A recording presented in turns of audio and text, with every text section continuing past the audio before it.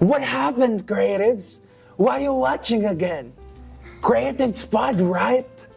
Hi, creatives! Welcome back to the new episode of the Creatives Pod. And today we are joined by one of the screenwriters of the Vesperi Productions, which is Karl! Palakpakan naman natin! Palakpakan natin! Hello. Ayan. So, before we start, can you introduce yourself, Karl? Alright, I'm Karl Ongleo, one of the screenwriters for the upcoming DominiCine movie, When Your Hands Don't Reach. And From which productions again? Vesperi Productions. Vesperi Productions. Alright. So, Karl, can you tell us how did the name Vesperi Productions started or formed? Paano siya napag-usapan ng production team nyo?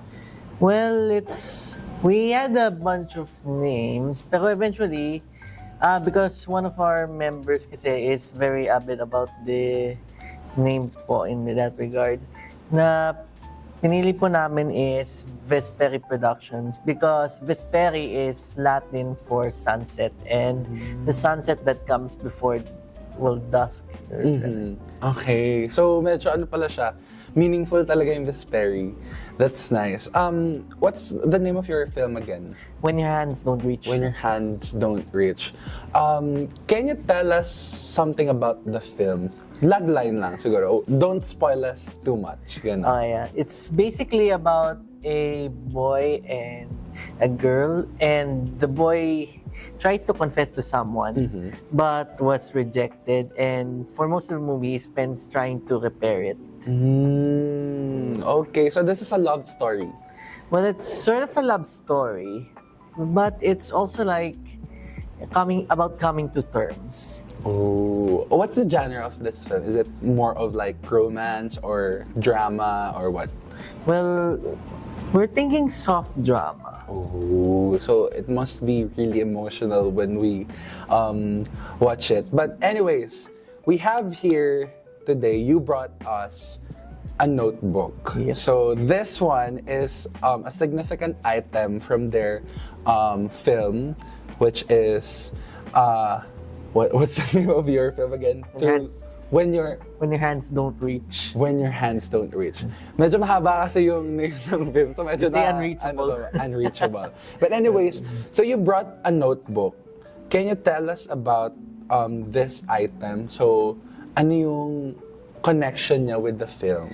Okay. So, yung notebook na yan, that notebook in the film is going to play a role of symbolism that represents the two main characters' relationship.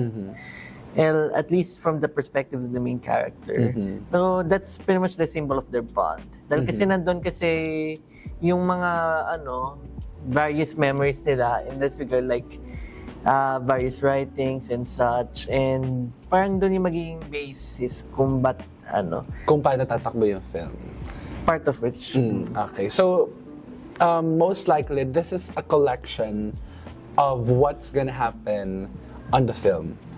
Well, not really a collection. More like parang yan yung naging basis and motivation for our main protagonist to do what he does. Okay, gets. Okay, that's nice. But now let's talk about the production. So you're one of the screenwriters. Being a screenwriter is such a nice role to have kasi you have to you have the chance to like really connect or like write the whole story. Not totally whole story, but some parts of it, of course.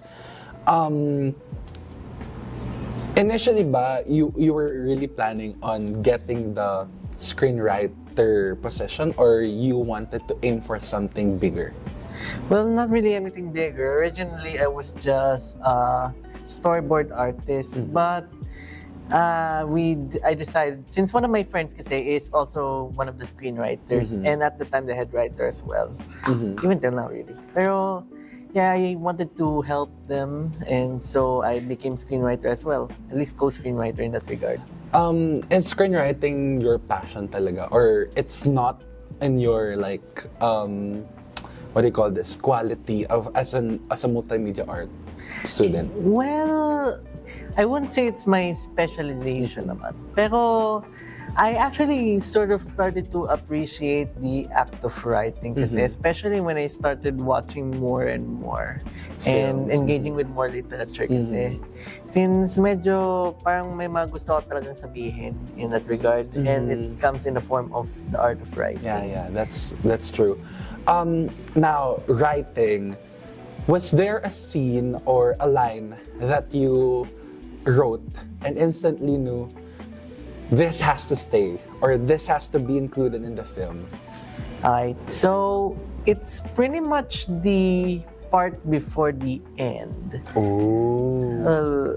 I won't really talk about it much. Yeah. Pero yeah, it also involves this notebook nga and it's basically parang denouement of the film. But it involves that part. And it's a part I wrote when I got my hands on the screenplay po. Okay. As a screenwriter, is this your first time writing a story and then make it into a film? Or meron ka na experiences before? Well, yeah, this is my first time making a formal film in that regard. With that being said, how did it feel seeing your written words finally brought into like life on set? It actually honestly feels vindicating in some sort. Vindicating. Because parang it's not really all the time na meron kang opportunity para to see people actually bring your vision to life. Or at least your words into life. Pero nowadays, considering nandito nga sa course na we're in the course of multimedia arts, I'm finally seeing at least my work being taken into consideration. And yeah, nandito na kami. I'm honestly surprised we got to this point. Yeah. Pero, okay. So now, can we go back to the production team? Let's talk about during the film, during the shoot. Meron bang time na parang nagkaroon kayo ng challenge na parang nahirapan kayo i-film yung ganitong ganitong part or any other challenges na na-encounter nyo? during the shoot or During the shoot. okay. So like kasi Were you in the shoot, in the process of shoot? yes, I saw the shoot. Well, not all of it, Yeah. but most of it. There was like one of the days we had to we came in the afternoon, but the time it took to shoot that particular scene ended up reaching the evening. So parang hindi kami nakaabot that day and we ended up overshooting. So we didn't end up doing all the scenes at the time and had to extend to us next day. Oh, okay. So actually, I think it's a common challenge naman when we're shooting a film. In terms of how you guys collaborate and how you guys work, is it smooth or naging mahirap yung pagiging reach out nyo with each other or hindi naman?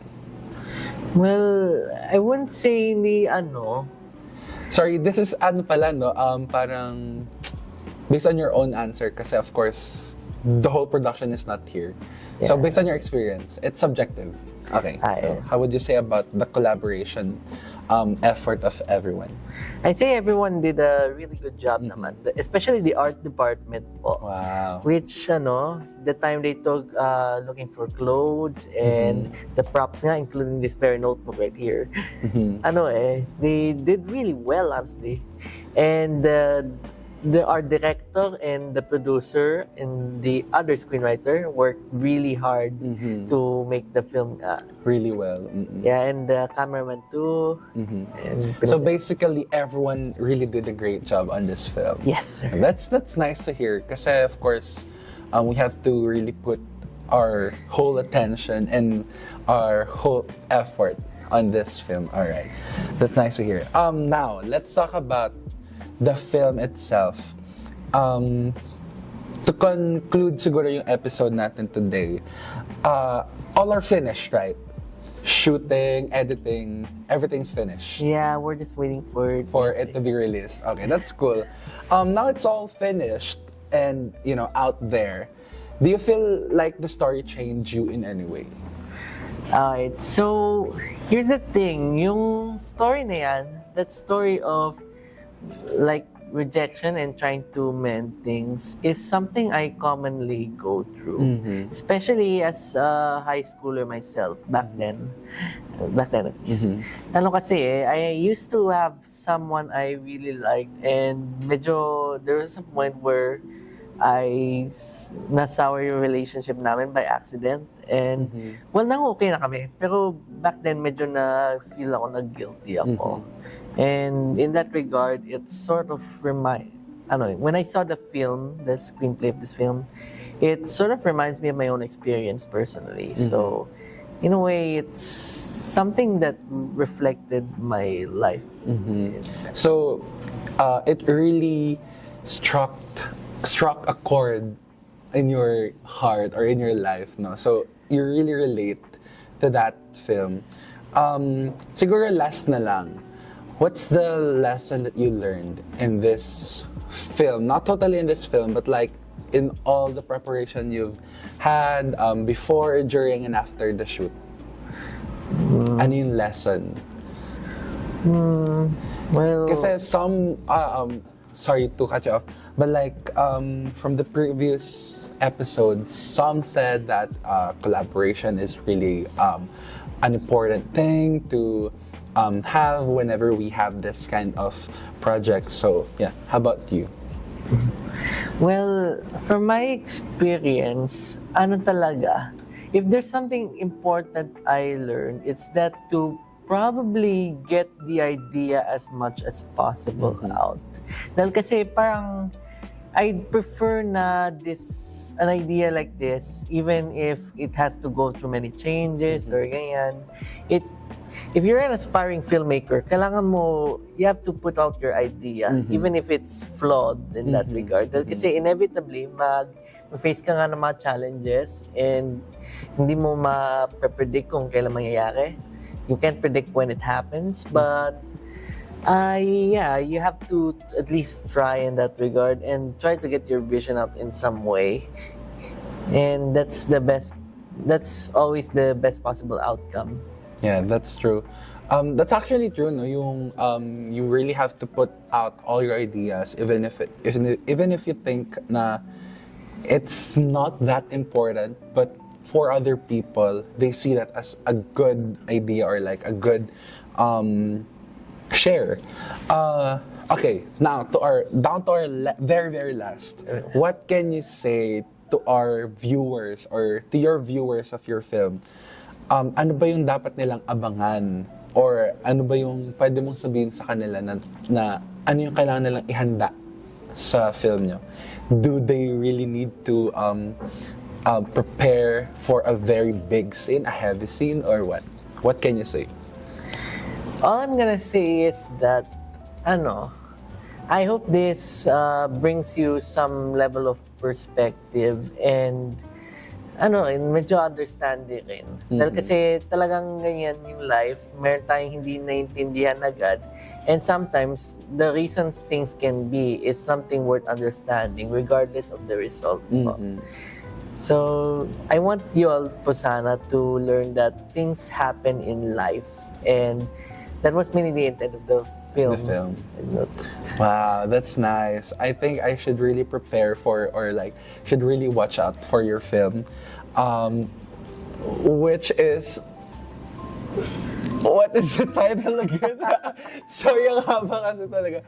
When you reach. When you happy and You know you clap your hands. I like that. Ano yung title? Sorry. when your hands don't reach. When your hands don't reach. Okay. So creative, to all the creatives right there, to all the viewers that we have right now, please watch out When Your Hands Don't Reach on May 7 at St. Dominic College of Asia by the Vesperi production. So, thank you so much, Karl, for joining us today and bringing us this significant item from your film. all I can say is that I think you guys did a great job collaborating with everyone and, producing this film. So congratulations to you guys, and see you creatives on May 7.